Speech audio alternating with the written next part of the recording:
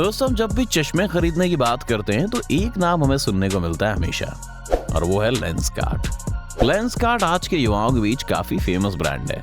वैसे तो इसे किसी इंट्रोडक्शन की जरूरत नहीं है, लेकिन जिन्हें नहीं पता उन्हें बता देते हैं कि एक चश्मे का ब्रांड है और उसके चश्मे अपने लुक्स और स्टाइल के लिए काफी फेमस हैं। आज हम आपको लेंसकार्ट के फाउंडर और सीईओ पीयूष बंसल, जिनकी नेटवर्थ करीब 600 करोड़ रुपए के बारे में बताएंगे कि आखिर कैसे पीयूष ने बनाई 1400 करोड़ की कंपनी, कैसे बनी ये कंपनी इतनी बड़ी, क्या थी इसके पीछे की वजह। चलिए आज के इस वीडियो में आपको बताते हैं, इसलिए वीडियो को अंत तक देखना बिल्कुल ना भूलें। पर वीडियो शुरू होने से पहले अगर आप इस चैनल पर नए हैं या आपने अभी तक इस चैनल को सब्सक्राइब नहीं किया है तो चैनल को सब्सक्राइब करना और बेल आइकन दबाना बिल्कुल ना भूलें, ताकि हमारे चैनल की कोई भी वीडियो आपसे मिस ना हो जाए। लेंसकार्ट एक स्टार्टअप है जिसे भारतीय एंटरप्रेन्योर जोड़ी पीयूष बंसल और अमित चौधरी ने शुरू किया था। उस टाइम चश्मों के लिए भारतीय बाजार में कोई मेजर प्लेयर्स नहीं थे। भारत में चश्मों को खरीदने के लिए बहुत कम ऑनलाइन ऑप्शंस थे और उन्होंने उस गैप को भरने की एक अपॉर्चुनिटी देखी और फिर दो भारतीय एंटरप्रेन्योर्स ने इसे बदलने का फैसला किया और इसी के साथ जन्म हुआ लेंसकार्ट का। उन्होंने अपने रिसोर्सेज को एक साथ जमा किया और लेंसकार्ट की शुरुआत की। शुरुआती दिनों में उन्होंने कंपनी को अपने पैसे से बूटस्ट्रैप किया और इसे ऑर्गेनिकली बढ़ाया। और ये सफर कैसा रहा इसका अंदाजा आप इसी बात से लगा लीजिए दोस्तों कि पिछले 7 सालों में लेंसकार्ट भारत का लीडिंग आईवेयर ब्रांड है और इसमें 1000 से ज्यादा एम्प्लॉइज हैं।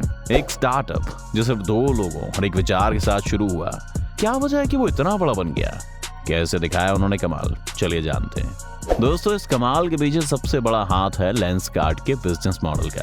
अब हम आपको बताते हैं कि ये सिर्फ ऑनलाइन बिजनेस के रूप में शुरू हुआ और उनका प्राइमरी फोकस चश्मा बेचने पर था।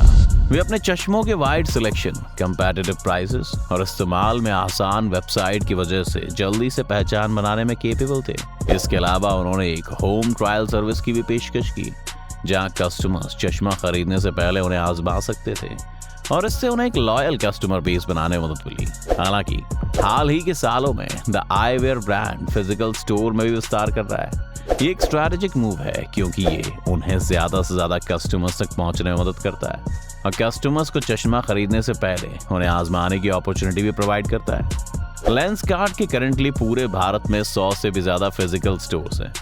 चलिए अब जानते हैं कि क्या है जो लेंसकार्ट को सबसे अलग बनाता है। लेंसकार्ट देश में कंपैटिटिव लैंडस्केप की वजह से अधिकांश रूप से भारत का इंडियाज लीडिंग आईवेयर ब्रांड बन गया है। दोस्तों, कुछ की फैक्टर्स हैं जिन्होंने लेंसकार्ट को कंपटीशन से अलग खड़ा करने में मदद की है। सबसे पहला, आईवेयर रिटेल चेन अपने कंपैटिटर्स की तुलना में ज्यादा पर्सनलाइज्ड शॉपिंग एक्सपीरियंस प्रोवाइड करने में कामयाब रही है। वो कस्टमर्स को चश्मे खरीदने से पहले उन्हें आजमाने देते हैं, फिर वे चुनने के लिए कई वैरायटी के ऑप्शंस ऑफर करते हैं। ये पर्सनलाइजेशन भारत में जरूरी है, जहां खरीदार अक्सर प्रोडक्ट्स को खरीदने से पहले उन्हें पहन कर देखना पसंद करते हैं। दूसरा, ये अपने कंपैटिटर्स की तुलना में कम कीमतों के साथ कस्टमर्स को अपने प्रोडक्ट अवेलेबल कराते हैं। उन्होंने ज्यादा कॉस्ट इफेक्टिव होने पर ध्यान दिया, जिससे उन्हें प्राइस कॉन्शियस दुकानदारों को अट्रैक्ट करने में मदद मिली है। आखिर में इस आईवेयर रिटेल चेन ने मार्केटिंग और विज्ञापन में भारी निवेश किया है और उन्होंने कई सफल कैंपेन्स चलाए हैं, जिससे उन्हें अपना ब्रांड बनाने और नए कस्टमर्स को अट्रैक्ट करने में मदद मिली है। इन सभी फैक्टर्स ने लेंसकार्ट को भारत का लीडिंग आईवेयर ब्रांड बनाने में मदद की है और ये क्लियर है कि वो भी शुरुआत कर रहे हैं। हम ये देखने के लिए इंतजार नहीं कर सकते कि वो आगे क्या करते हैं। लेंसकार्ट कई रीजन से भारत का लीडिंग आईवेयर ब्रांड बनने में सफल रहा है। एक पर्सनलाइज्ड शॉपिंग एक्सपीरियंस, कम कीमतों, मार्केटिंग और एडवर्टाइजिंग में हैवी इन्वेस्टमेंट देने पर उनका ध्यान उन्हें कंपटीशन से अलग खड़ा करता है। इसके अलावा भारत में कंपैटिटिव लैंडस्केप ने भी लेंसकार्ट की सफलता में भूमिका निभाई है। चलिए अब ये जानते हैं कि लेंसकार्ट अपनी फंडिंग कहां से लाते हैं। लेंसकार्ट ने बहुत ही कम टाइम में काफी सफलता हासिल की है, इतनी ज्यादा कि वो पिछले कुछ सालों में कुछ सीरियस इन्वेस्टमेंट अट्रैक्ट करने में सफल रहे हैं। 2011 में उन्होंने आईडीजी वेंचर्स इंडिया से अपने पहले दौर की फंडिंग जुटाई। इसके बाद 2013 में लाइट स्पीड वेंचर पार्टनर्स से फंडिंग का एक सीरीज राउंड हुआ और हाल ही में 2017 में उन्होंने प्रेमजी इन्वेस्ट से सीरीज सी फंडिंग हासिल की, जो कि विप्रो के चेयरमैन अजीम प्रेमजी की निवेश शाखा है। चलिए वीडियो में आगे बढ़ते हुए आपको बताते हैं कि लेंसकार्ट की करंट वैल्यूएशन क्या है। आपको बता दें कि इसकी कीमत करीब $500 मिलियन आंकी जा रही है। ये उस कंपनी के लिए काफी प्रभावशाली उपलब्धि है जिसे सिर्फ सीड फंडिंग में $10,000 के साथ शुरू किया गया था। अपनी हम्बल शुरुआत से ये स्टार्टअप एक लंबा सफर तय कर चुका है। सीड फंडिंग में सिर्फ $10,000 से शुरू होने वाली कंपनी के लिए बुरा नहीं है।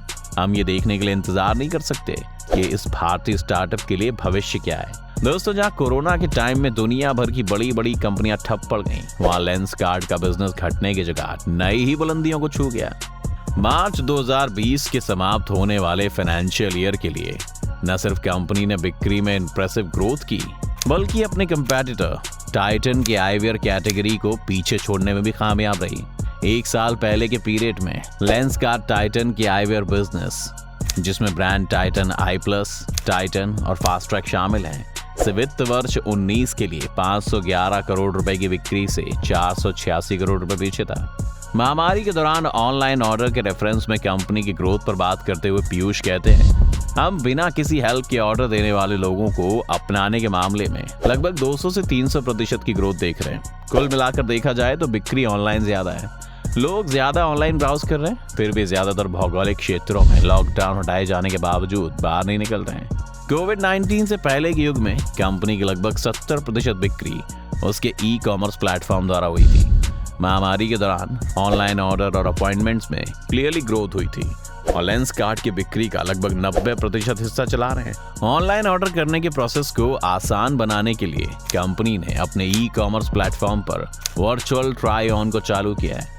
पीयूष कहते हैं, हमारे पास डेप्थ कैमरे के साथ चेहरे की चौड़ाई मापने का भी एक तरीका है जो आजकल ज्यादातर स्मार्टफोन्स में होता है। करंट फाइनेंशियल ईयर के थर्ड क्वार्टर यानी कि अक्टूबर-दिसंबर में बड़े पैमाने पर विकास की उम्मीद करते हुए स्टार्टअप भविष्य के बारे में बेहद ऑप्टिमिस्टिक है। पीयूष कहते हैं, हम बहुत क्लियर थे। पहली तिमाही सस्टेनेंस के बारे में थी, दूसरी तिमाही रिकवरी के बारे में थी और तीसरी तिमाही से ये ग्रोथ के बारे में, और ये बड़े पैमाने पर ग्रोथ कर भी रही है। हमने आपको अभी तक ये भी बता दिया है कि लेंसकार्ट कैसे बना या फिर ये अपनी फंडिंग कहां से लाता है। चलिए आखिर में आपको हम ये बता देते हैं कि लेंसकार्ट के एक्सपेंशन प्लान क्या है, इसकी भविष्य की योजनाएं क्या है और ये कैसे बढ़ता रहेगा।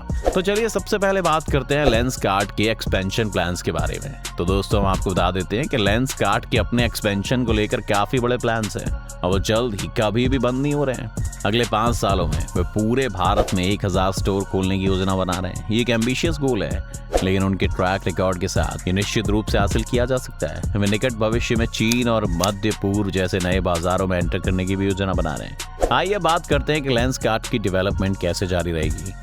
कस्टमर की सेटिस्फेक्शन पर ध्यान केंद्रित करके और एक एक्सीलेंट ऑनलाइन एक्सपीरियंस प्रोवाइड करके वो लगातार नए प्रोडक्ट्स और सर्विसेज पेश कर रहे हैं, जिससे कस्टमर्स के लिए उनके लिए सही चश्मा ढूंढना और खरीदना आसान हो जाता है। और अपनी लगातार बढ़ती ऑनलाइन प्रेजेंस के साथ वे पूरे भारत के लोगों के लिए अपने प्रोडक्ट्स और सर्विसेज तक पहुंचना पहले से कहीं ज्यादा आसान बना रहे हैं। दोस्तों, आपने इनके शार्क टैंक जो 20 दिसंबर 2021 से सोनी टीवी पर शुरू हुआ, वहां आपने पीयूष बंसल जज के रूप में जरूर देखे होंगे।